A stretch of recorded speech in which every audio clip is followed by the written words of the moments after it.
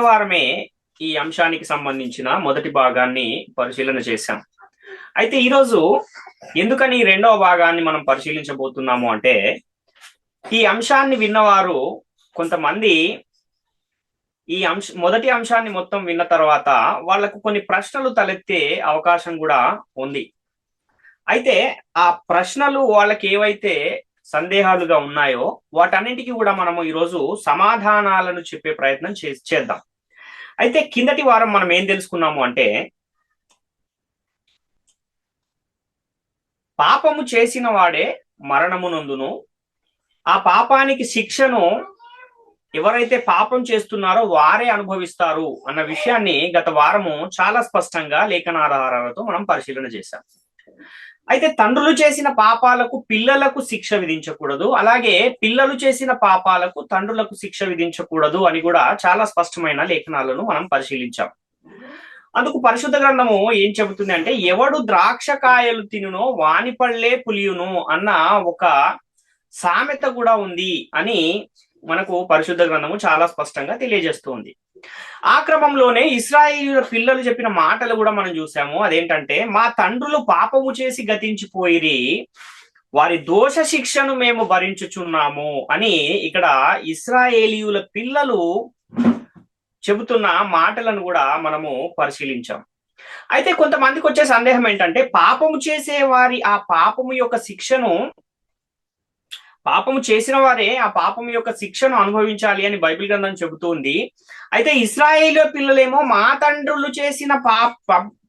తండ్రులేమో పాపము చేసి గతించిపోయారు, వారి దోష శిక్షను మేము అనుభవించుచున్నాం అంటున్నారు కదా.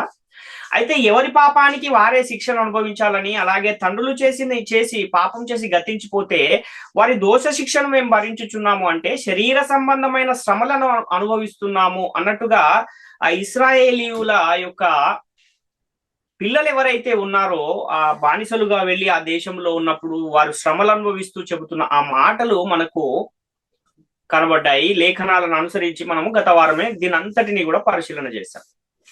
అయితే ఇందుకు ఉదాహరణగా మనము దావీదు మరియు బెత్షెబా పాపం చేశారు. అయితే ఆ దావీదు చేసిన ఆ పాపానికి ఫలితంగా, లేదంటే దోషానికి ఫలితంగా దేవుడు ఆ బెత్షెబాకు దావీదుకు పుట్టిన కుమారుణ్ణి మొత్తాడు అని కూడా మనము చూసాం. ఆ క్రమంలో ఆ బిడ్డ ఏమయ్యాడు? చనిపోయాడు. ఒకవేళ ఎవరి పాపానికి వారే మరణము నొందాలి అనేదే నిజమైతే, మరి దావీదు చేసిన పాపానికి దావీదు కుమారుణ్ణి దేవుడు ఎందుకు శిక్షించాడు అన్న ఒక ప్రశ్న అనేకుల మదులలో మెదులుతూ ఉంటుంది.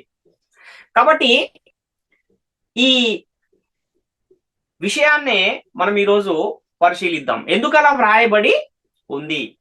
ఒకవేళ ఎవరి పాపానికి వారే శిక్షను అనుభవించాలి అని పరిశుద్ధ గ్రంథం చెబుతున్నప్పుడు, మరి దావీదు బెత్షెబాలు చేసిన పాప ఫలితంగా వారికి పుట్టిన ఆ పిల్లవాడు ఎందుకు చనిపోయాడు అన్న ఆ విషయాన్ని మనం ఈరోజు పరిశీలిద్దాం. అలాగే ఇంకొక సందర్భాన్ని కూడా చూస్తే, గెహజీ మరియు ఎలీషాల సందర్భంలో నయమాను అనే ఒక ఆయన ఎలీషా దగ్గరికి కుష్ఠరోగముతో ఆయన యుద్ధకు వచ్చినప్పుడు ఆయన ఆ కుష్ఠరోగాన్ని తగ్గించాడు ఎలీషా గారు. ఆ తర్వాత ఆయన కొన్ని బహుమానాలు ఇచ్చినప్పుడు వాటిని ఎలీషా గారేమో తీసుకోలేదు, కానీ ఈ గెహజీ గారు వెళ్ళి మా గురువు గారు ఇమ్మన్నారు అని తీసుకుని వాటిని దాచుకుని వచ్చాడు. అప్పుడు ఎలీషా గారు ఎక్కడికి వెళ్ళి వస్తున్నావు అన్నప్పుడు, నేను ఎక్కడికి వెళ్ళలేదు, ఇక్కడనే ఉన్నాను అన్నప్పుడు, లేదు నీవు ఆ రథము యుద్ధ నుండి ఆ నయామాను ఎదుర్కొన్నట్టుకు వెళ్ళినప్పుడు నా మనసు నీతో రాలేదా అని ఆయన అడిగి, నేను వద్దన్నదాన్ని నువ్వు చేశావు గనక నీకును నీ సంతతికిని సర్వకాలము కుష్టు అంటియుండును అని గెహజీని ఇక్కడ ఎలీషా గారు కూడా శపించిన ఒక సందర్భం మనకు కనబడుతుంది.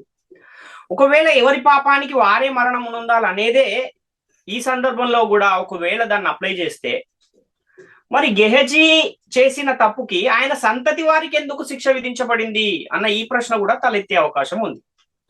ఇంకొక సందర్భాన్ని కూడా మనం చూడగలిగితే, సౌలు దేవుని మాటను వినకుండా పాపం చేస్తే సౌలును మరియు సౌలు కుమారులను దేవుడు అమాలేకీయులకు అప్పగించి వారిని ఆ అమాలేకీయుల ద్వారా చనిపోయిన పరిస్థితి కూడా మనకు కనబడుతుంది. ఇది కూడా ఎందుకు అలా జరిగింది, ఒకవేళ ఎవరి పాపానికి వారే మరణం పొందాలనేదే నిజమైతే సౌలు చేసిన పాపానికి, సౌలు చేసిన అతిక్రమానికి సౌలు యొక్క కుమారులు ఎందుకు చంపబడ్డారు అన్న ఈ ప్రశ్న కూడా తలెత్తే అవకాశం ఉంది. కాబట్టి ఇలాంటి సందేహాలు కొంతమందికి ఉన్నాయి కాబట్టి, ఈ ప్రశ్నలు వారికి తలెత్తాయి కాబట్టి ఈ సందేహాలకు మనము, వారు సంధించిన ఈ ప్రశ్నలకు సమాధానము చెప్పే ప్రయత్నం ఈరోజు చేద్దాం. అయితే ఇక్కడ పై సందర్భాలను బట్టి సందేహం వచ్చిన వారు ఇంకొక ప్రశ్న కూడా వేసుకోవాల్సిన అవసరం ఉంది. అదేంటంటే, తండ్రులు చేసిన పాపానికి లేక అతిక్రమానికి పిల్లలు శిక్షను అనుభవించారు కదా, శిక్షను అనుభవించిన ఆ పిల్లలు నరకానికి వెళ్ళారా, లేక ఆ తండ్రుల దోషానికి శిక్షణ ఆ పిల్లలు అనుభవించారా అన్న ఈ ప్రశ్న వేసుకుని దానికి గనక వాళ్ళు సమాధానం వెతికితే వాళ్ళకి అక్కడే దానికి సంబంధించిన ఒక జవాబు దొరుకుతుంది. కానీ వాళ్ళు ఏంటంటే ఒక విషయాన్ని మనసులో ఉంచుకుని ఆ విషయాన్ని వాళ్ళు నెగ్గించుకునే ప్రయత్నంలో ప్రశ్నలు సంధిస్తున్నారు తప్ప సత్యాన్ని వెతికే ప్రయత్నంలో ప్రశ్నలను సంధించటం లేదు, కనుక వారికి ఈ విషయాలు అర్థం కావట్లేదు అని మనము గమనించాలి.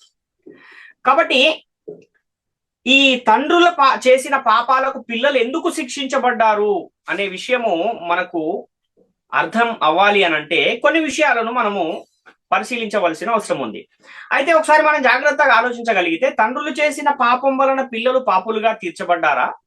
అలాంటి సందర్భాలు ఏమైనా బైబిల్ గ్రంథంలో ఉన్నాయా అంటే ఎక్కడా కూడా ఒక్క లేఖనాధారం కూడా తండ్రులు చేసిన పాపం వలన పిల్లలు పాపులుగా తీర్చబడిన సందర్భాలు కానీ, ఆ తండ్రుల పాపాల వల్ల పిల్లలు నరకానికి వెళ్ళిన సందర్భాలు కానీ ఎక్కడ కూడా ఒక్కటంటే ఒక్క లేఖనాధారం కూడా మనకు కనబడదు అన్న విషయాన్ని మనం గమనించాలి. కాబట్టి తండ్రులు పాపం చేయటం వలన వారి పిల్లలు నరకానికి వెళ్ళినట్టుగా మనకి ఎక్కడ బైబిల్ గ్రంథంలో ఒక్కటంటే ఒక్క చోటు కూడా, ఒక్క చోటైనా కూడా రాయబడి లేదు. అయితే ఇప్పుడు మనం దావీదు కుమారుణ్ణి దేవుడు మొత్తిన ఆ సందర్భాన్ని పరిశీలన చేయగలిగితే, దావీదు పాపం చేస్తే దేవుడు ఎందుకు ఊరియా భార్యకు దావీదుకు పుట్టిన ఆ బిడ్డను మొత్తాడు అన్న విషయాన్ని తప్పకుండా మనం దాన్ని పరిశీలించవలసిన అవసరం ఉంది. అయితే నాతాను దావీదు యొద్దకు వచ్చి, నీవు పాపము చేశావు గనక నీ బిడ్డను దేవుడు చంపబోతున్నాడు అన్న విషయాన్ని దేవుడు దావీదుకు తెలియజేసిన ఆ సందర్భము ఎక్కడుంది అని మనం చూస్తే, సమూయేలు 2వ గ్రంథము 12వ అధ్యాయము 13 నుంచి 16 వచనాల్లో మనకు ఆ సన్నివేశం కనబడుతుంది. నేను పాపము చేసి తినని దావీదు నాతానుతో అనగా, నాతాను నీవు చావకుండునట్లు యెహోవా నీ పాపమును పరిహరించెను. అయితే ఈ కార్యము వలన యెహోవాను దూషించుటకు ఆయన శత్రువులకు నీవు గొప్ప హేతువు కలగజేసితివి, కనుక నీకు పుట్టిన బిడ్డ నిశ్చయముగా చచ్చునని దావీదుతో చెప్పి తన ఇంటికి వెళ్ళెను. యెహోవా ఊరియా భార్య దావీదునకు కనిన బిడ్డను మొత్తినందున అది బహుగా జబ్బు పడెను అన్న ఒక ఇన్ఫర్మేషన్ మనకి ఇక్కడ కనబడుతుంది. అప్పుడు దావీదు ఏం చేశాడు అంటే, ఆయన ఉపవాసం ఉన్నాడు. 7 దినములు ఆయన ఉపవాసం ఉండి బిడ్డ కొరకు ఏం చేశాడు, మొరపెట్టిన ఒక సందర్భం కూడా మనకు అదే సమూయేలు 2వ గ్రంథం 12వ అధ్యాయం 17వ వచనంలో కనబడుతుంది. కానీ ఏడవ దినమున ఏం జరిగింది అంటే, ఆ బిడ్డ చనిపోయిన పరిస్థితి కనబడుతుంది. 2 సమూయేలు 12వ అధ్యాయం 18, 19 వచనాలు చూస్తే, 7వ దినమున బిడ్డ చావగా బిడ్డ ప్రాణముతో ఉండగా మేము అతనితో మాట్లాడినప్పుడు అతడు ఆ మాటలు వినకయుండని, ఇప్పుడు బిడ్డ చనిపోయినని మనము అతనితో చెప్పిన ఎడల తనకు తాను హాని చేసుకొనునేమో అనుకుని దావీదు సేవకులు బిడ్డ చనిపోయిన సంగతి అతనితో చెప్పవెరచిరి. అయితే దావీదు తన సేవకులు గుసగుసలాడుట చూచి బిడ్డ చనిపోయేనని సంగతి గ్రహించి, బిడ్డ చనిపోయేనా అని తన సేవకులను అడగగా వారు చనిపోయేనని చెప్పిరి అంటున్నాడు. అంటే ఆ బిడ్డ చనిపోయిన తర్వాత దావీదు గారు ఏం చేశారు అన్న ఆ విషయాన్ని కూడా మనం చూడగలిగితే, ఆయన స్నానము చేసి వేరు వస్త్రములు ధరించి నూనెతో తల అంటుకుని భోజనము చేసిన ఒక పరిస్థితి మనకు అదే సమూయేలు 2వ గ్రంథం 12వ అధ్యాయం 20వ వచనంలో కనబడుతుంది. కాబట్టి అప్పుడు అతని సేవకులు ఆయనను ఒక ప్రశ్న అడిగారు. బిడ్డ బ్రతికి ఉన్నప్పుడేమో ఉపవాసం ఉండి ప్రార్థన చేసావు, మరి ఆ బిడ్డ చనిపోయిన తర్వాత ఏంటి, స్నానం చేసి భోజనం చేస్తున్నావు ఏంటి అని దావీదు గారిని ఆ సేవకులు అడిగారు. అయితే ఇక్కడ దావీదు చేసిన పాపానికి ఎవరు చనిపోయారు అంటే బిడ్డే చనిపోయింది. ఈ సందర్భాన్ని మనం చూస్తే అవును కదా, మరి ఇది కొంచెం లేఖనాలకు అక్కడ చెప్పబడిన మాటలకు దీనికి విరుద్ధంగా ఉంది కదా అని ఎవరికైనా అనిపిస్తుంది. ఆ బిడ్డను ఎవరు మొత్తారంటే దేవుడే ఆ బిడ్డను మొత్తినందుకు ఆ బిడ్డ చనిపోయిన పరిస్థితి మనం చూస్తున్నాం. పాపం చేసింది దావీదైతే చనిపోయింది ఆ బిడ్డను మొత్తింది కూడా ఎవరంటే దేవుడే. కనుక తండ్రులు చేసిన పాపానికి వారి బిడ్డలకు శిక్ష విధించినట్టుగా ఇక్కడ కనబడుతుంది కదా అని కొంతమంది అడుగుతారు. కాబట్టి దీనికి మనం ఏం సమాధానం చెప్పాలి, ఎలా దీన్ని మనము లేఖనాలను అనుసరించి దీన్ని పరిశీలించాలి అన్న విషయము మనము గ్రహించాలి. అయితే ఇక్కడ మనం తెలుసుకోవాల్సింది ఏంటంటే దావీదు చేసిన పాపానికి ఫలితంగా దావీదు బిడ్డకు వచ్చిన శిక్ష ఎలాంటి శిక్ష, దేనికి దేవుడు శిక్ష విధించాడు, ఇది మనం తెలుసుకోవాల్సిన అవసరం ఉంది. దావీదు చేసిన ఆ పాపానికి ఊరియా భార్య దావీదుకు కనిన బిడ్డకు వచ్చిన శిక్ష ఆ బిడ్డ యొక్క శరీరానికి వచ్చిన శిక్షణ లేక ఆత్మకు వచ్చిన శిక్షణ? చనిపోయిన ఆ దావీదు బిడ్డ పరదేశుకు వెళ్ళాడా లేక నరకానికి వెళ్ళాడా అన్న ఇంకొక ప్రశ్నను మనం వేసుకోగలిగితే అక్కడే మనకి ఈ విషయం చాలా సులభంగా అర్థమయ్యే అవకాశం ఉంది. బిడ్డను దేవుడు మొత్తాడని ఉంది కానీ దేవుడు ఆ బిడ్డ శరీరాన్ని మొత్తాడా లేక ఆత్మను మొత్తాడా అన్న దాన్ని కూడా మనం పరిశీలించవలసిన అవసరం ఉంది. దావీదు బెత్షెబాలు పాపం చేశారు గనక ఆ బిడ్డ కూడా పాపిగా పుట్టాడా? అలా ఏమైనా జరిగిందా? ఆ బిడ్డకు వీరిరువురు పాపం ఏమైనా సంక్రమించిందా? ఆ విధంగా ఏమైనా లేఖనాలు కనబడుతున్నాయా అంటే ఆ బిడ్డ ఏమైనా నరకానికి వెళ్ళాడా లేక పరదేశుకు వెళ్ళాడా అన్న విషయాన్ని మనము ఆలోచించవలసిన అవసరం ఉంది. అయితే ఆ బిడ్డకు దేవుడిచ్చిన శిక్ష ఆత్మక శరీరానిక? ఈ విషయాన్ని కూడా మనం ఈరోజు పరిశీలిద్దాం. రెండవ సంగతిని కూడా మనం ఆలోచిస్తే గెహజీ అనే ఒక ఎలీషా గారి శిష్యుడు ఉన్నాడు. ఆ శిష్యుడు ఎలీషా దగ్గర శిష్యుడిగా ఉన్న ఆ సందర్భంలో ఒక కాలంలో జరిగింది ఏంటంటే నయమాను అనే ఒక రాజుకి కుష్ఠరోగం వచ్చింది. ఆయన ఎలీషా దగ్గరకు వచ్చాడు. ఆ ఎలీషా దగ్గరకు వచ్చినప్పుడు ఎలీషా నయమాను కలిగినటువంటి కుష్ఠరోగాన్ని ఏం చేశాడు?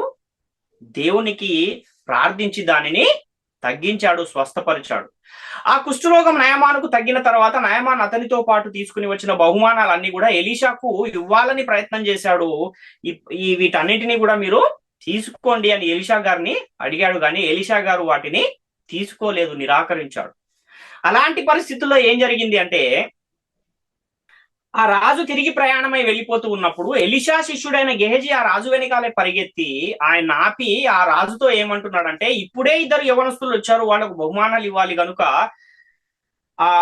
నీవు తెచ్చిన ఆ బహుమానాలన్నీ కూడా ఇచ్చేయమని మా గురువు గారు చెప్పారు, మనసు మార్చుకున్నారు, కాబట్టి ఆ బహుమానాలన్నీ ఇచ్చేయి అన్నప్పుడు ఆ గెహజీకి నయమాను గారు వాటన్నింటిని ఇచ్చేశారు. వీటన్నింటిని తీసుకెళ్లిపోయి ఆయన దాచేసుకున్నాడు. గెహజీ దాచేసుకుని మరలా వచ్చి ఏమీ తెలియనట్టు ఎక్కడి నుంచి ఉన్నాడంటే ఎలీషా ముందు నిల్చున్నాడు. అప్పుడు ఎలీషా నీవెక్కడికి వెళ్ళావు అని గెహజీని అడిగాడు. అడిగినప్పుడు అతడు ఏం చెప్పాడంటే నేను ఎక్కడికి పోలేదు, ఇక్కడనే ఉన్నాను అని అబద్ధం చెబుతున్న పరిస్థితి కనబడుతుంది. అప్పుడు ఎలీషా ఏమన్నాడు ఆ గెహజీతో అంటే, ఆ మనుషుడు రథము దిగి ఎదుర్కొనుటకు తిరిగి వచ్చినప్పుడు నా మనస్సు నీతో లేదా? ద్రవ్యమును, వస్త్రమును, ఒలీవ చెట్ల తోటలను, ద్రాక్ష చెట్ల తోటలను, గొర్రెలను, ఎడ్లను, దాసీలను సంపాదించుకొనుటకు ఇది సమయమా అని ఎలీషా గెహజీతో చెప్పిన మాట మనకు పరిశుద్ధ గ్రంథంలో కనబడుతుంది. కాబట్టి గెహజీ నయమాను దగ్గరికి వెళ్ళి మా గురువు గారు ఇమ్మన్నారని ఆయన ఇచ్చినవన్నీ తీసుకుని వచ్చాడు. వాటిని దాచేసి గురువు గారైన ఎలీషా గారి దగ్గరకు వచ్చి ఏమీ తెలియనట్టు తను తాను కనబరుచుకొని చూశాడు, కానీ అది సాధ్యం కాలేదు. కాబట్టి ఆ గెహజీ చేసిన ఆ తప్పుకు ఎలీషా గారు గెహజీకి ఇచ్చిన శిక్ష ఏంటి అని మనం చూడగలిగితే 2వ రాజుల గ్రంథము 5వ అధ్యాయం 27వ వచనంలో, కాబట్టి నయమానునకు కలిగిన కుష్టు నీకును నీ సంతతికి సర్వకాలము అంటియుండును అని చెప్పగా వాడు మంచు వలె తెల్లనైన కుష్ఠము కలిగి ఎలీషా ఎదుట నుండి బయటికి వెళ్ళెను అని మనం ఇక్కడ చూస్తున్నాం.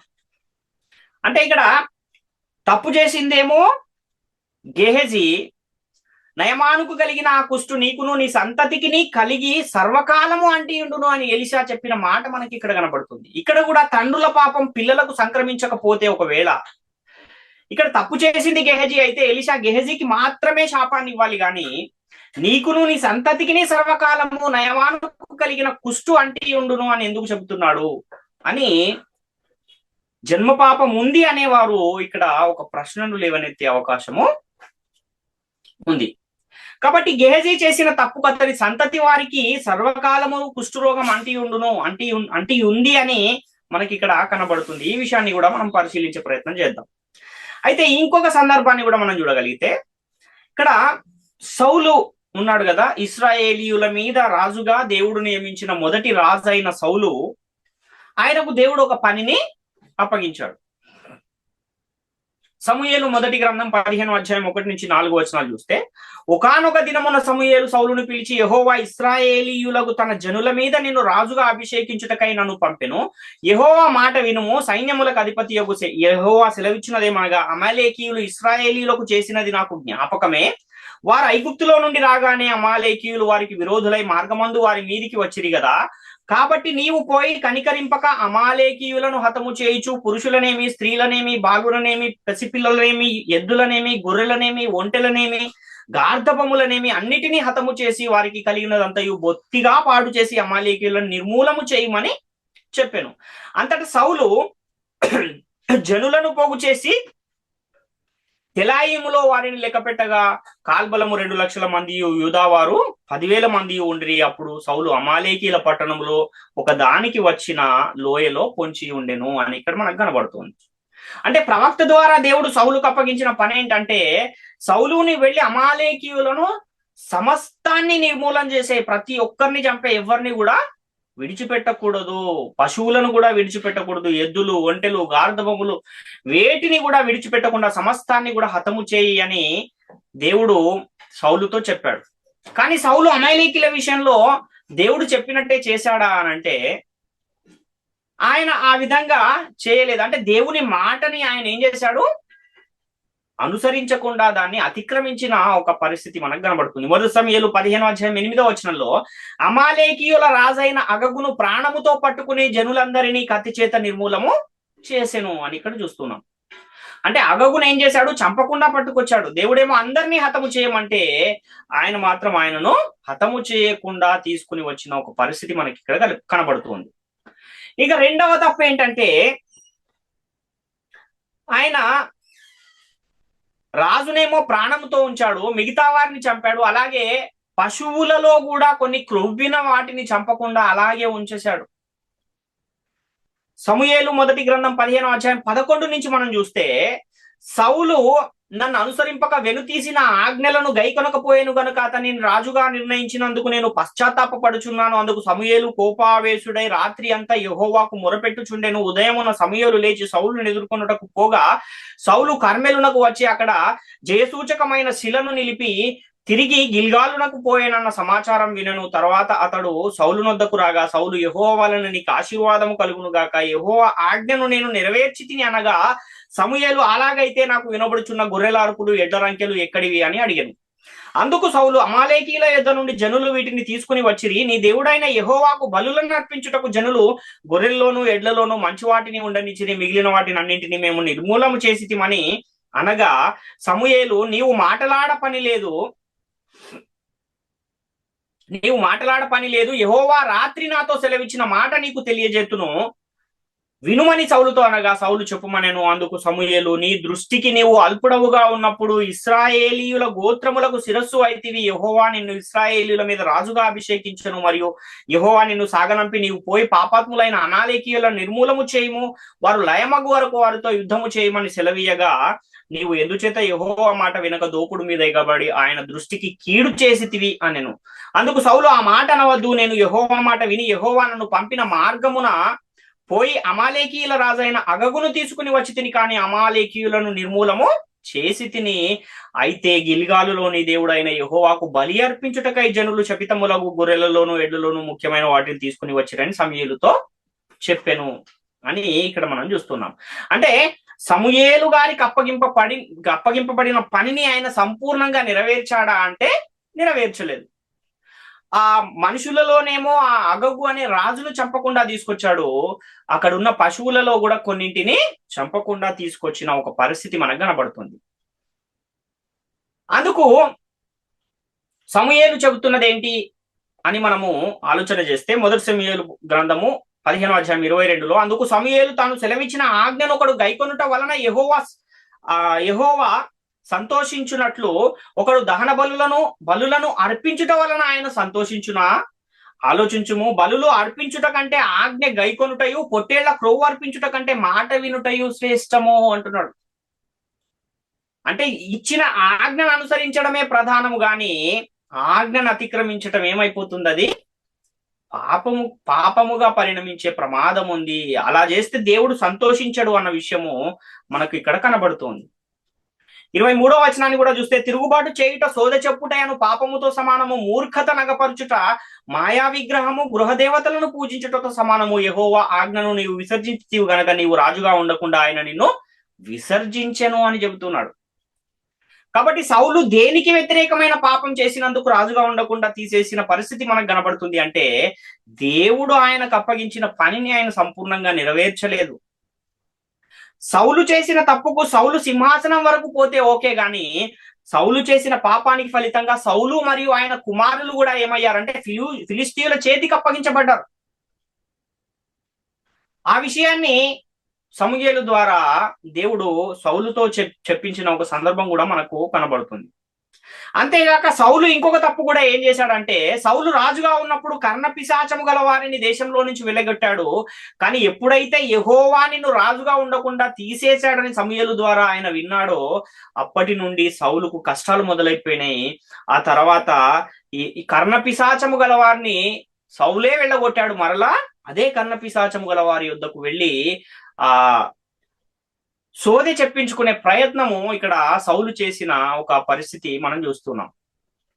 మొదటి సమూయేలు గ్రంథం 28వ అధ్యాయంలో 6-14 వచనాలు మనం చూడగలిగితే, యెహోవా యొద్ద విచారణ చేయగా యెహోవా స్వప్నము ద్వారానైనను ఊరిము ద్వారానైనను ప్రవక్తల ద్వారానైనను ఏమీ సెలవీయకై ఉండెను. అప్పుడు సౌలు నా కొరకు మీరు కర్ణపిశాచము గల ఒక స్త్రీని కనుగొనుడి, నేను పోయి దాని చేత విచారణ చేతునని తన సేవకులకు ఆజ్ఞయ్యగా వారు చిత్తము ఎందోరులో కర్ణపిశాచము గల యువతి ఉన్నదని అతనితో చెప్పిరి. కాబట్టి సౌలు మారువేషము ధరించి వేరు బట్టలు తొడుగుకుని 2 మనుషులను వెంటబెట్టుకుని పోయి రాత్రి వేళ ఆ స్త్రీ యొద్దకు వచ్చి, కర్ణపిశాచము ద్వారా నాకు శకునము చెప్పి నాతో మాట్లాడుటకై నేను నీతో చెప్పు అని రప్పించుమని కోరగా, ఆ స్త్రీ, ఇదిగో సౌలు చేయించినది నీకు తెలిసినది కదా, కర్ణపిశాచము గల వారిని చిల్లంగి వారిని అతడు దేశంలో ఉండకుండా నిర్మూలము చేసెను కదా, నీవు నా ప్రాణము కొరకు ఉరియొగ్గి నాకు మరణమేల రప్పింతువు అని అతనితో అనెను. అందుకు సౌలు, ఏమాత్రమును యెహోవా జీవముతోడు దీనిని బట్టి నీకు శిక్ష ఎంత మాత్రమును రాదని యెహోవా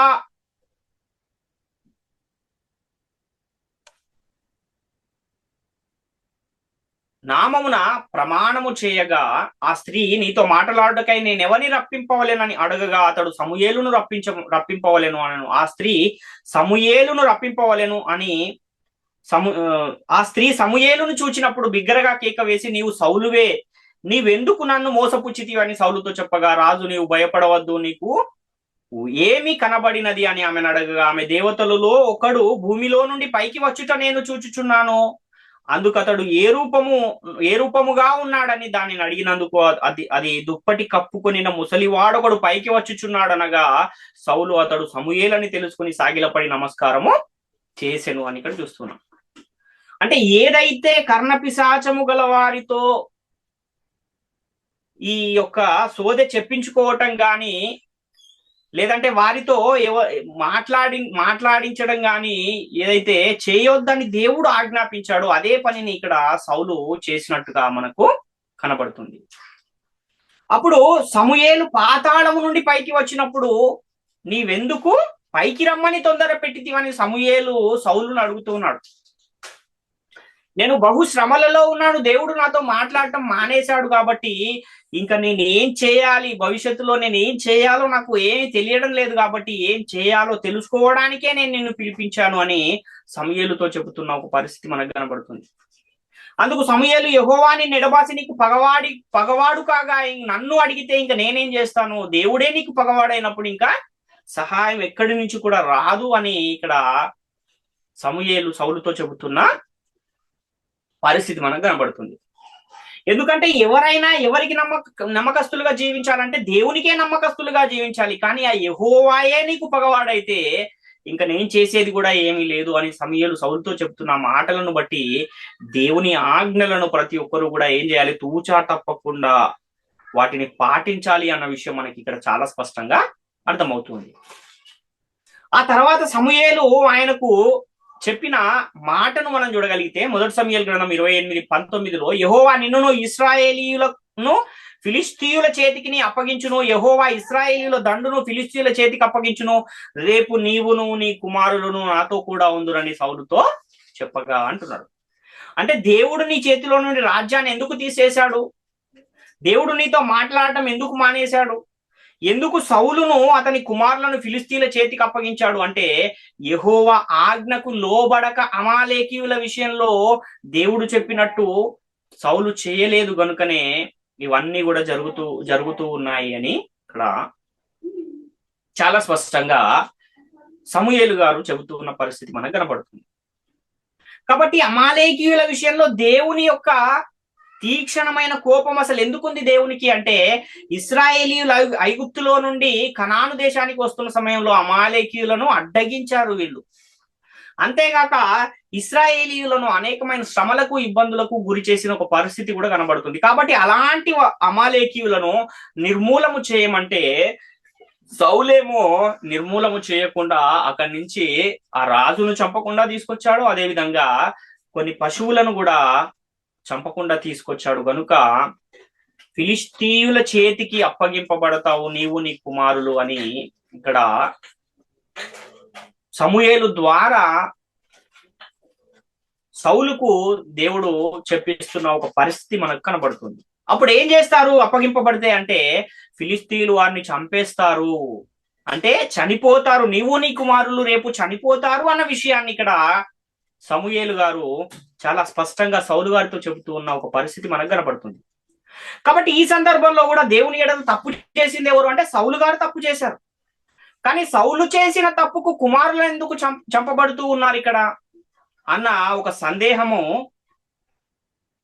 చాలా మందికి వచ్చే అవకాశం ఉంది. అంటే జన్మ పాపం ఉంది కనుకనే సౌలు చేసిన పాపమైన కుమారుల మీదకి వచ్చింది అనేవారు ఈ విధమైన ప్రశ్నలు సంధించే పరిస్థితి ఉంది. ఇది ఎంతవరకు సరైనది అన్న విషయాన్ని కూడా మనం పరిశీలన చేయాల్సిన అవసరం ఉంది. ఇక్కడ తప్పు చేసిందేమో సౌలు అయితే ఆయన పిల్లలు ఎందుకు చనిపోయారు అన్న ఆ ప్రశ్నకు కూడా మనము సమాధానాన్ని వెతికే ప్రయత్నం చేద్దాం. కాబట్టి తండ్రులు తప్పు చేస్తే పిల్లలు ఎందుకు ఆ తండ్రుల దోష శిక్ష అనుభవిస్తూ ఉన్నారు? ఎందుకు పిల్లలకు శిక్షలు వస్తున్నాయి? దావీదు తప్పు చేస్తే దావీదు బిడ్డ చనిపోయాడు, అలాగే గెహజీ తప్పు చేస్తేనేమో అతని సంతతికి కుష్ఠరోగము సర్వకాలము అంటి ఉంటుంది అని చెప్పాడు. అదేవిధంగా సౌలు తప్పు చేస్తే సౌలు కుమారులు ఫిలిస్తీయుల చేతికి అప్పగింపబడి చంపివేయబడ్డారు. కాబట్టి దేవుడు తండ్రులు తప్పు చేస్తే వారి పిల్లలను ఎందుకు శిక్షించాడు అన్న ఈ ప్రశ్నలు అడిగేవారు చాలా మందే ఉన్నారు. కాబట్టి ఈ ప్రశ్నలన్నింటికీ బైబిల్ గ్రంథము చాలా చక్కని సమాధానం ఇచ్చింది. కానీ ఆ సందర్భాన్ని అంతటిని జాగ్రత్తగా పరిశీలించి చదివితే అది అర్థమవుతుంది. కానీ తమ వాదనను నెగ్గించుకునే ప్రయత్నంలోనే వారు ప్రశ్నలను సంధిస్తూ ఉన్నారు తప్ప ఆత్మ సంబంధమైన సంగతులతో పరిశీలించడం లేదు కనుకనే వారికి ఈ విషయాలు అర్థం కావట్లేదు అని మనం గ్రహించాలి. ఇక్కడ మనం ఏం ఆలోచించాలి అని మనం ఆలోచిస్తే తండ్రులు చేసిన పాపం వలన వారి పిల్లలు పాపులుగా తీర్చబడ్డారా, అలా తీర్చబడతారా అన్న విషయాన్ని మనము పరిశీలిద్దాం. అయితే తండ్రులు చేసిన పాపం వలన పిల్లలు పాపులుగా తీర్చబడే అవకాశమే లేదు అని బైబిల్ గ్రంథము చాలా స్పష్టంగా తెలియజేస్తుంది.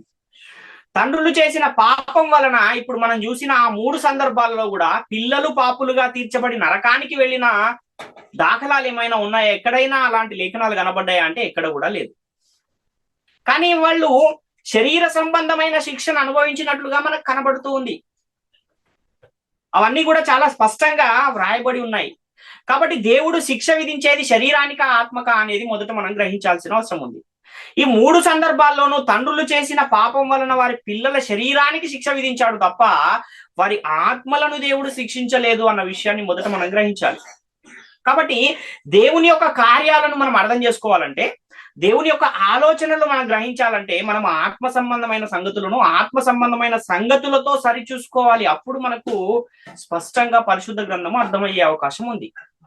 ఇప్పుడు ఈ 3 సందర్భాలను మనం పరిశీలించాం కదా.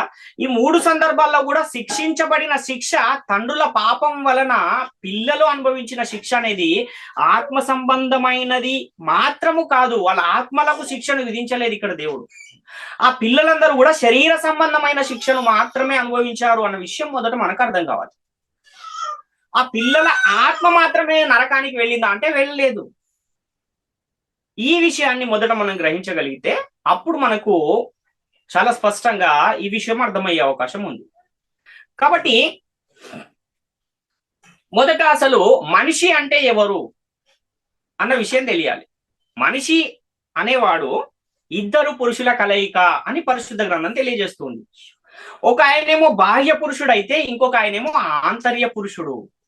ఈ బాహ్య పురుషుడు ఆంతర్య పురుషుడు అనే ఈ 2 శరీరాలలో నేను అనేది ఏంటి, నిత్యము ఉండేదేంటి అంటే మట్టి శరీరం మాత్రము కాదు. ఎందుకంటే మట్టి శరీరానికి దేవుడు తీర్పు తీర్చేశాడు, నీవు మన్నే గనక తిరిగి మన్నైపోదు అని. ఆత్మ అనేదే నిత్యము ఉండేది. అంటే నేను అనేది ఏంటి అంటే ఆత్మే నేను అనేది. ఈ శరీరములో నివాసం ఉండడానికి వచ్చింది ఆత్మ. కాబట్టి దేవునిలో నుండి వచ్చిన ఆ జీవవాయువే ఆంతర్య పురుషుడు లేక ఆత్మ అన్న విషయాన్ని మనం గమనించాలి. కాబట్టి తండ్రులు పాపం చేస్తే ఆ దోష శిక్ష పిల్లలకు వచ్చింది కదా అని ప్రశ్నలు అడిగేవారు గ్రహించవలసింది ఏంటంటే, తండ్రులు చేసిన పాపానికి పిల్లలకు శిక్ష వచ్చింది శరీరానికా లేక ఆత్మకా అన్న ఆలోచన మనం చేయగలిగితే, బైబిల్ గ్రంథములో మనం ఇదివరకు పరిశీలించిన ఆ సందర్భాలలో శరీరానికి మాత్రమే దేవుడు శిక్ష విధించాడు అన్న ఒక క్లారిటీ మనకు వస్తుంది. దేవుడు శరీరానికి తీర్పు తీర్చాడు. మన్నైనది వెనుకటి వలనే మన్నైపోవును, ఆత్మ తాను దయచేసిన దేవుని యొద్దకు మరలపోవును అని ప్రసంగి గ్రంథం 3వ అధ్యాయంలో మనకు కనబడుతుంది. 12వ అధ్యాయం 7వ వచనం ప్రసంగి గ్రంథం. అదే విధంగా ఆదాముతో కూడా దేవుడు ఏం చెప్పాడంటే, నీవు మన్నే గనక తిరిగి మన్నైపోతావు అని చెప్పాడు ఆదికాండం 3వ అధ్యాయంలో. కాబట్టి భూమి మీద ఉన్న ఈ గుడారం ఏమైపోతుంది, శిథిలమైపోతుంది అని కూడా కొరింథీయులకు రాసిన 2వ పత్రిక 5వ అధ్యాయం 1వ వచనంలో చాలా స్పష్టంగా కనబడుతుంది. కాబట్టి ప్రకృతి సంబంధమైన శరీరం అనేది దేవుడు ఆత్మ నివసించడానికి సిద్ధపరిచిన ఒక నివాసము అన్న విషయము మనం గమనించాలి. కాబట్టి దావీదు సందర్భంలో గాని, గెహజీ సందర్భంలో గాని, లేక సౌలు సందర్భంలో గాని మనము పరిశీలిస్తే నేను అనే ఆత్మకు దేవుడు శిక్షను విధించాడా లేక శరీరానికి దేవుడు శిక్షను విధించాడా అన్నది మనము ఆలోచించవలసిన అవసరం ఉంది.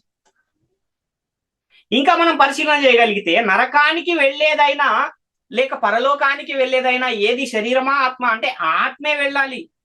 శరీరం అనేది భూస్థాపితం చేసిన తర్వాత అది మన్నైపోతుంది. 1 కొరింథీ పత్రిక 5వ అధ్యాయం 4-5 వచనాలు చూస్తే, ఏమనగా ప్రభు అయిన యేసు దినమందు అని ఆత్మ రక్షింపబడినట్లు శరీరేచ్ఛలు నశించుటకై మన ప్రభు అయిన యేసుక్రీస్తు నామమున మీరును నా ఆత్మయు మన ప్రభు అయిన యేసుక్రీస్తు బలముతో కూడి వచ్చినప్పుడు అట్టి వారిని సాతాను నాకు అప్పగింపవలేను అంటున్నాడు. అంటే ఇక్కడ రక్షింపబడేది ఏది, వాని ఆత్మ రక్షింపబడినట్లు అంటున్నాడు.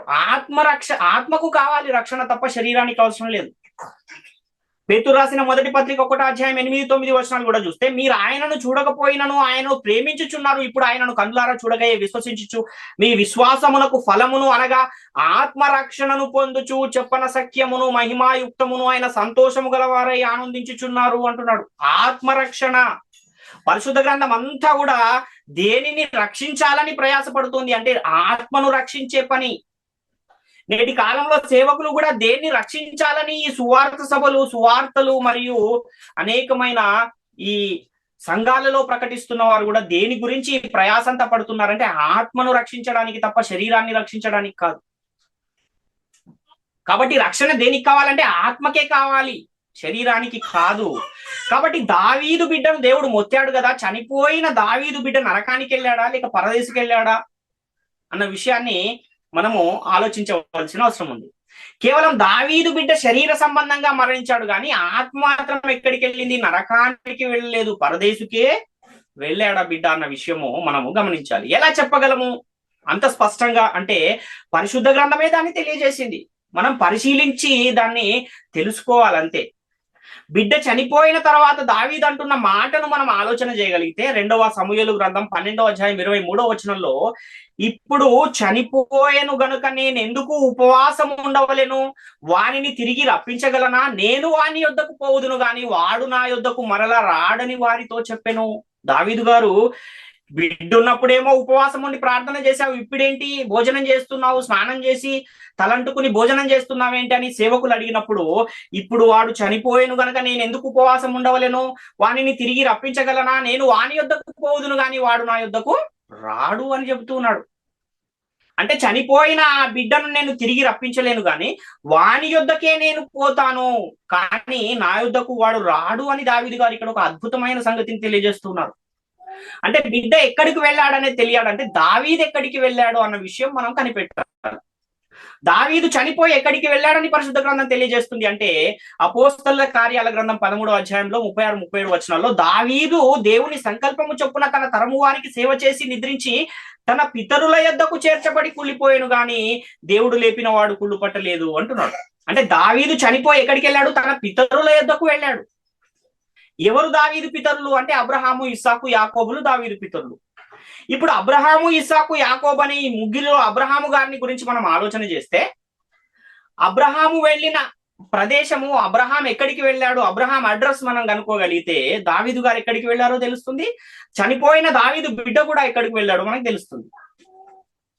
అయితే లాజరు ధనవంతుని సందర్భాన్ని యేసుక్రీస్తు వారు చెబుతున్న ఆ సందర్భాన్ని మనం చూడగలిగితే, ఆ సందర్భంలో పాతాళ లోకములో ఉన్న నెమ్మది పొందు స్థలములో అబ్రహాము గారి రొమ్మున ఆనుకొనుటకు ఎవరు వెళ్ళారు అని పరిశుద్ధ గ్రంథం తెలియజేస్తుంది. అంటే లాజరు వెళ్ళినట్టుగా మనకు లేఖనాలు కనబడుతున్నాయి. లూకాసు వార్త 16వ అధ్యాయంలో 22-26 వచనాలు చూస్తే, ఆ దరిద్రుడు చనిపోయి దేవదూతల చేత అబ్రహాము రొమ్మునకు కొనిపోబడేను, ఆనుకొనుటకు కొనిపోబడేను. ధనవంతుడు కూడా చనిపోయి పాతి పెట్టబడేను. అప్పుడు అతడు పాతాళములో బాధపడుచు కన్నులెత్తి దూరం నుండి అబ్రహామును అతని రొమ్మున ఆనుకుని ఉన్న లాజరును చూచి, తండ్రి అయిన అబ్రహామా, నా యందు కనికరపడి తన వ్రేలి కొనను నీళ్లలో ముంచి నా నాలుకను చల్లార్చుటకు లాజరును పంపుము, నేను అగ్నిజ్వాలల్లో యాతన పడుచున్నానని కేకలు వేసి చెప్పాను. అందుకు అబ్రహాము, కుమారుడా, నీవు నీ జీవితకాలం మందు నీకు ఇష్టమైనట్టు సుఖమును అనుభవించి అలాగుననే లాజరు కష్టమును అనుభవించనని జ్ఞాపకము చేసుకొను. ఇప్పుడు అయితే వాడు ఇక్కడ నెమ్మది పొందుచున్నాడు, నీవు యాతన పడుచున్నావు అంటున్నాడు. అంతేకాక, ఇక్కడ నుండి మీ యొద్దకు దాటగోరు వారు దాటి పోజాలకుండునట్లును, అక్కడి వారు మా యొద్దకు దాటి రాజాలకుండునట్లును మీకును మాకును మధ్య మహా అగాధము ఉన్నది అని చెప్పాను. ఇక్కడ పాతాళ లోకములో 2 స్థలాలు ఉన్నాయి, 2 స్థలాలు కనబడుతున్నాయి. ఒకటేమో నీతిమంతులు ఉండే స్థలము, దాన్నే నెమ్మది పొందే స్థలం అని చెబుతున్నాడు. ఇంకోటేమో అనీతిమంతులు అగ్నిలో కాలే స్థలము, అదేమో యాతన పడే స్థలం అని చెబుతున్నాడు. ఈ 2 స్థలాలను వేరు చేస్తున్న ఇంకొకటి కనబడుతుంది, అదే మహా అగాధము అనేది కూడా చాలా స్పష్టంగా మనకు కనబడుతుంది. కాబట్టి దావీదు కూడా తమ పితరుల యొద్దకు చేర్చబడ్డాడని బైబిల్ గ్రంథం చెబుతుంది కనుక, తన పితరుడైన అబ్రహాము ఉన్న పాతాళ లోకములోని నెమ్మది పొందు స్థలానికి దావీదు గారు వెళ్ళారు అన్న విషయము ఇక్కడ మనకు చాలా స్పష్టంగా అర్థమవుతుంది. కాబట్టి దావీదుకు పుట్టిన బిడ్డను దేవుడు మొత్తాడు కదా, ఆ బిడ్డ కూడా ఎక్కడికి వెళ్ళాడు అని మనం ఆలోచిస్తే, వాడు నా యొద్దకు రాడు గాని నేనే వాని యొద్దకు పోవుదును అని దావీదు గారు చెప్పిన ఆ మాటను బట్టి ఇప్పుడు ఆ బిడ్డ కూడా ఎక్కడికి వెళ్ళాడు అంటే పాతాళ లోకములోని నెమ్మది పొందే స్థలానికి ఆ బిడ్డ కూడా వెళ్ళాడు అన్న విషయం ఇక్కడ చాలా స్పష్టంగా మనకు లేఖనాధారాలతో అర్థమవుతుంది. ఇంత స్పష్టంగా వ్రాయబడి ఉన్నా కూడా మనము ఆత్మ సంబంధమైన సంగతితో సరిపోల్చలేక విషయాలను అర్థం చేసుకోలేకపోతున్నాం.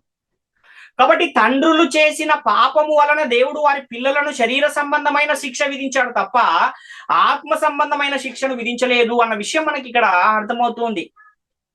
కాబట్టి దావీదు చేసిన ఆ పాపానికి ఫలితంగా దేవుడు ఆ బిడ్డను మొత్తాడు. ఆ బిడ్డ చనిపోయాడు కానీ ఆత్మ మాత్రం ఎక్కడికి వెళ్ళింది అంటే పరదేశుకు వెళ్ళింది, పాతాళ లోకములోని నెమ్మది పొందే స్థలానికి వెళ్ళింది అన్న విషయము మనం ఇక్కడ గమనించాలి.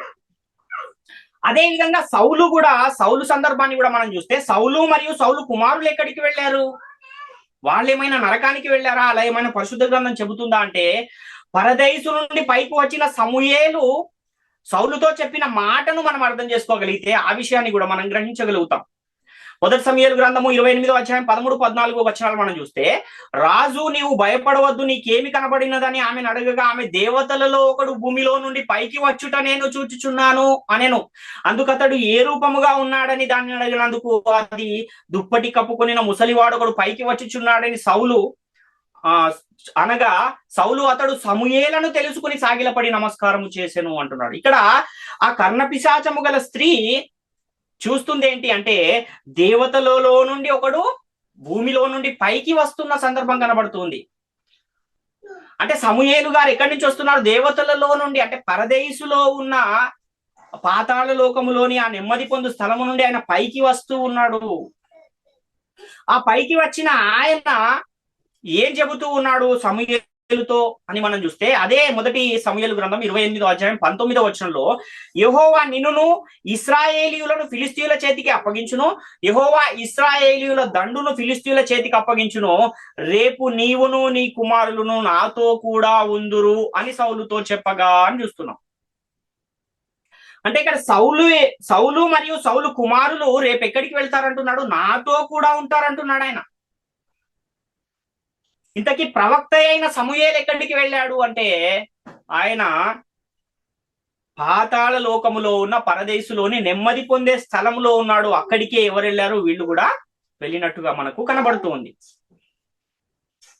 అంటే ఇక్కడ సౌలు చేసిన తప్పుకు దేవుడు నీకు మరియు నీ కుమారుల శరీరాలకే శిక్షను విధించాడు అన్న విషయాన్ని మనం ఇక్కడ గమనించాలి. అంతేగాని ఆత్మలకు దేవుడు శిక్షను విధించలేడు. ఆత్మలు ఎక్కడికి వెళ్ళాయి అంటే నరకానికి వెళ్ళలేదు, పరదేశుకు వెళ్ళినట్టుగా మనం ఇక్కడ చాలా స్పష్టంగా చూస్తూ ఉన్నాం. కాబట్టి సౌలు చేసిన పాపం వలన సౌలు కుమారులకు వచ్చిన శిక్ష ఏంటంటే శరీర సంబంధమైన శిక్షే తప్ప ఆత్మ సంబంధమైన శిక్ష ఎంత మాత్రమో కాదు అన్న విషయాన్ని మనం గమనించాలి. కాబట్టి మీరు చనిపోయిన తర్వాత నాతో ఉంటారని ఎవరు చెబుతున్నారంటే సమూయేలు చెబుతున్నాడు. ఎక్కడి నుంచి వచ్చాడు ఈ సమూయేలు అంటే దేవతలలో నుండి పైకి వస్తూ ఉన్నాడు అని మనకు లేఖనం కనబడుతుంది. అంటే పరదేశులో నుండి ఆయన పైకి వస్తున్నాడు. కాబట్టి తండ్రులు చేసిన పాపం వలన దేవుడు వారి పిల్లలను శిక్షించినట్టు చూస్తున్నాం, కానీ వాళ్ళ కుమారులకు విధించినటువంటి శిక్ష ఎలాంటి శిక్ష అని మనం ఆలోచిస్తే అది శరీర సంబంధమైన శిక్ష. తండ్రుల యొక్క దోష శిక్షను వీరు అనుభవిస్తున్నారు తప్ప ఆత్మ సంబంధమైన శిక్షను వీరు అనుభవించట్లేదు. ఎవరు పాపం చేస్తే వారే శిక్షను అనుభవించాలి, ఎవరి పాపమునకు వారే మరణము నొందాలి అన్న విషయాలు చాలా స్పష్టంగా మనం గత వారమే నేర్చుకున్నాం. కాబట్టి ఎలీషా గెహజీల సందర్భాన్ని కూడా మనం చూడగలిగితే, నీకును నీ సంతతికి సర్వకాలము కుష్టు అంటియుండును అని ఎలీషా గారు గెహజీని శపించిన సందర్భం మనకు కనబడుతుంది. ఆ కుష్టు రోగం కూడా దేనికి వచ్చింది? ఆత్మకు వచ్చిందా శరీరానికి వచ్చిందా అని ఆలోచిస్తే కుష్టు రోగం దేనికి వస్తుంది? శరీరానికే వస్తుంది. కాబట్టి ఇక్కడ కూడా దేవుడు అక్కడ వారిని శపించింది ఆత్మనా శరీరాన్ని అంటే శరీరాన్నే శపించాడు తప్ప ఆత్మను కాదు అన్న విషయం మనం ఇక్కడ చాలా స్పష్టంగా గమనించాలి. కాబట్టి సౌలు గారి సందర్భంలో కానివ్వండి, దావీదు గారి సందర్భంలో కానివ్వండి, లేదంటే ఎలీషా గెహజీల సందర్భంలో కానివ్వండి, మీ తండ్రులు చేసిన పాపం వల్ల మీరు కూడా పాపులైపోతారు అన్న విధంగా మనకి ఎక్కడా కూడా ఒక్క లేఖనాధారం కూడా కనబడలేదు. కానీ వారి దోష శిక్షను మీరు అనుభవిస్తారు, మీరు కూడా చనిపోతారు అన్న లేఖనాలే మనకు కనబడుతున్నాయి. ఇప్పుడు మరణము దేనికి వస్తుంది అని అంటే శరీరానికే మరణము. మరణము చూడక బ్రతుకు నరుడెవడు అని కీర్తనల గ్రంథం 89వ అధ్యాయంలో మనకు ఒక లేఖనం కనబడుతుంది 48వ వచనంలో. సర్వ సమాజమునకు నియమింపబడిన మరణము అని కూడా మనకు సంఖ్యాకాండంలో ఒక లేఖనం కనబడుతుంది. కాబట్టి ఎవరైతే ఈ ప్రశ్నలు వేస్తూ ఉన్నారో, తండ్రుల పాపము వలన పిల్లలు కూడా పాపులైపోతారు అని ఎవరైతే ప్రశ్నిస్తూ ఉన్నారో వారందరూ కూడా గమనించవలసింది ఏంటంటే ఈ శిక్ష అనేది శరీర సంబంధమైన శిక్షనే దేవుడు విధిస్తున్నాడు తప్ప ఆత్మ సంబంధమైన శిక్షను ఇక్కడ దేవుడు వారికి గాని వారి పిల్లలకు గాని శిక్షించడం లేదు అన్న విషయాన్ని మనం ఇక్కడ చాలా స్పష్టంగా గమనించాలి. కాబట్టి ప్రియులరా, ఇంత స్పష్టంగా మనకు లేఖనాలన్నీ కూడా ఉన్నాయి, కానీ ఏం చేయట్లేదంటే సరిగ్గా వాటిని అర్థం చేసుకోలేని పరిస్థితిలో ఉన్నారు చాలా మంది. సత్యవాక్యమును సరిగా విభజించి వాటిని ఏం చేయమన్నాడు? బోధించమన్నాడు. కానీ విభజించే పని ఎవరు చేయట్లేదు నేటి కాలంలో. కాబట్టి అందుకే నేటి కాలంలో అనేకమైన తప్పుడు బోధలు క్రైస్తవ సమాజంలో మనకు కనబడుతున్నాయి. కాబట్టి పాపము చేసిన వారే పాపులుగా తీర్చబడతారు తప్ప తండ్రుల పాపము పిల్లలకు సంక్రమిస్తుందా అంటే సంక్రమించదు అన్న విషయం మనకు చాలా స్పష్టంగా అర్థమవుతూ ఉంది. కాబట్టి ప్రియులారా, ప్రాముఖ్యమైన ఈ విషయాలన్నీ కూడా ప్రతి ఒక్కరు గమనించి గ్రహించి దేవుని కృపకు పాత్రులుగా ఉండాలని మిమ్మల్ని అందరినీ వేడుకొనొచ్చు ఈ నా మాటలు ముగిస్తున్నాను. అందరికీ వందనాలు.